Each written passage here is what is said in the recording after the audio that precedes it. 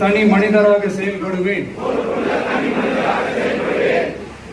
மக்களாட்சி, மதச்சார்பின்மை, சமூக நீதி பாதையில் பயணித்து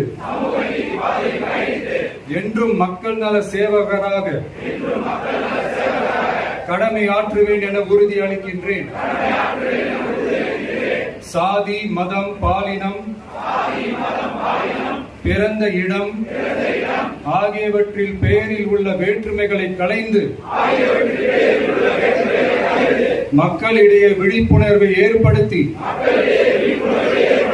அனைவருக்கும் சம வாய்ப்பு,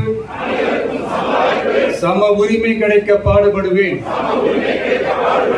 பிறப்புக்கும் எல்லா உயிர்க்கும் என்ற சமத்துவ கொள்கையை கடைபிடிப்பேன் என்று உளமாற உறுதி கூறுகின்றேன்.